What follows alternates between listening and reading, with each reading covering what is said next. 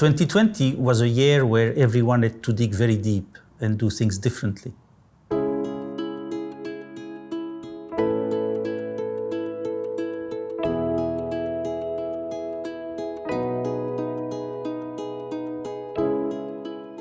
Thanks to the measures already taken to prepare for remote and flexible working, we were able to continue delivering service across all of our mission. We also continued with training and staff development online throughout the period up until September, when the office headquarters remained closed.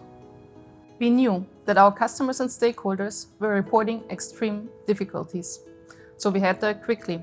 We were very happy with the 2 extensions of the time periods before the office, especially because our clients were struggling a lot to adapt in these difficult COVID times, and it was very helpful from EUIPO to make this possible. The files affected by the extensions of time needed to be recovered over the summer.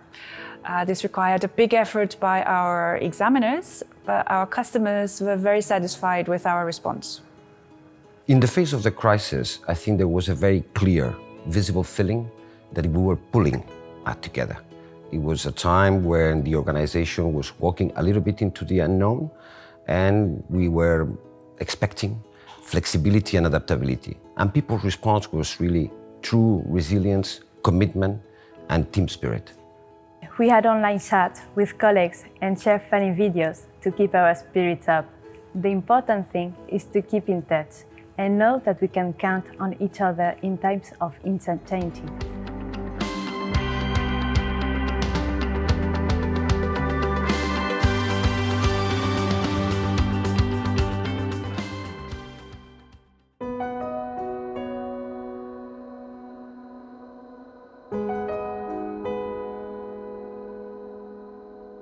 The feeling we were supporting each other and our customers and doing important work.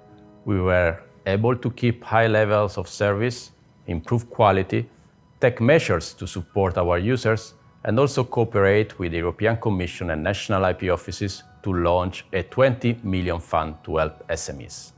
The early drop in filings was reversed in the second half. 2020 was also the year when China became the top filing country for EU trademarks and number 2 for designs. While recovery was slow in some countries, we ended the year with a 10.2% increase in EU trademark filings and 3.6% more designs. This meant that despite the circumstances, the office finished the year with a record of filings. In spite of the increased workload, timeliness and the quality of decisions remained high. They were 100% in excellence or compliance levels, both in the third and fourth quarters. Remarkably, 2020 is also the year when cancellation timeliness went back to compliance.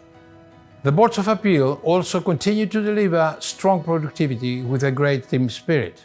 We kept moving on the planned projects with IP judges and other initiatives to support the office and the IP system generally. We are very happy that our auditors from the stakeholder quality assurance panels adapted so well to the online format, which we will continue in 2021. The gap between the perception of quality by users and the office has decreased, and I think this is a good development. Our strategic plan 2020 was completed on schedule at the end of June, with all the main objectives delivered, and SP 2025 got underway with a renewed level of ambition. Support to SMEs is a major part of our strategic plan. Thanks to cross-departmental teamwork, we could bring forward initiatives like the SME Corner on our website. Working with stakeholders, we provided access to pro bono advice and effective dispute resolution for SMEs.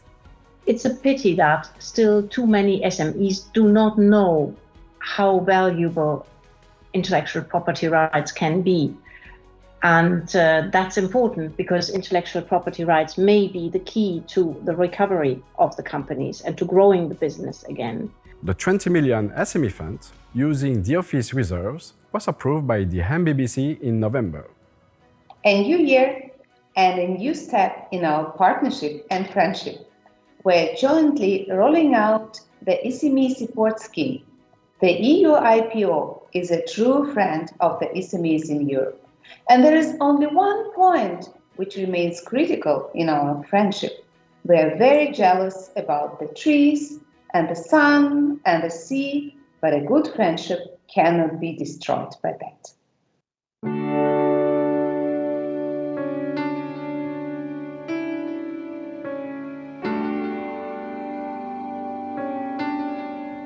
In spite of the pandemic, cooperation with stakeholders significantly increased within the European Union Intellectual Property Network, as well as with other EU agencies and DGs to seek synergies and work more closely together. Once again, flexibility and resilience was the common answer to the crisis. High-level meetings with the Commission and Parliament discussed the review of designs, the pre-examination of geographical indication files, and the preparation of GA-View. In 2020, the projects that we implement on behalf of the European Commission outside of the European Union continue to be a priority. La Oficina Europea de Propiedad Intelectual ha buscado soluciones que han permitido la creación de capacidades y competencias a través de seminarios virtuales. The data exchange agreement with the Chinese IP Office, or CNIPA, was a highlight. We are now working on processing the first batch of 6 million files to include them in TM-View.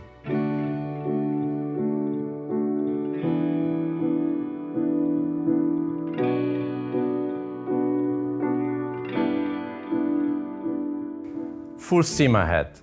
2 pilots started for the first-time filers and for the large legal representative offices, with cross-functional and empowered teams looking for developments in processes, tools, and services to improve the user experience for those very different categories of our users. Development of the Easy Filing tool was accelerated to provide a mobile-friendly, 3-step filing solution with avatar assistance in all EU languages. The Key User program, aimed at larger and more frequent filers, is being reinforced to offer innovative digital services. We will tailor the services according to the real needs of our key users.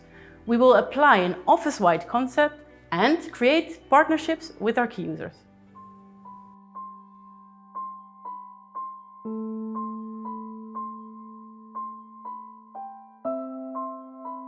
The EU Observatory on Infringement of Intellectual Property Rights is well known for its studies on the importance of IP and the devastating effects of counterfeiting and piracy.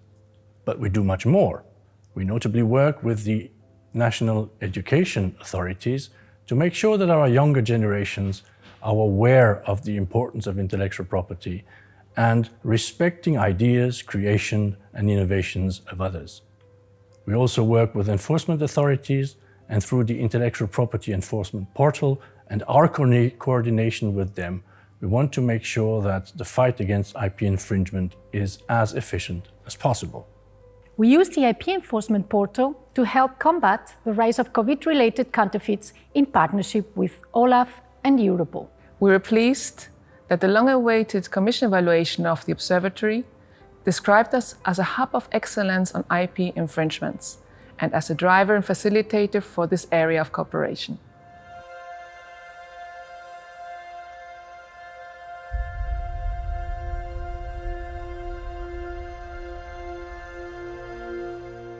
"2020 was a year in which we needed to do more, and we delivered despite the unforeseen events of the year.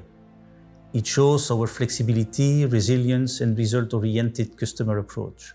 We appreciate the EUIPO's quick reaction to adapt to the current challenging situation.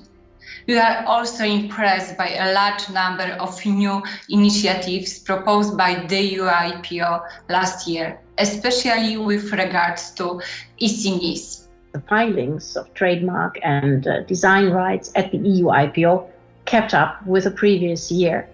And that shows one thing, that holding intellectual property rights makes you more resilient even in a crisis. It's a year in which we really did so. We are stronger together.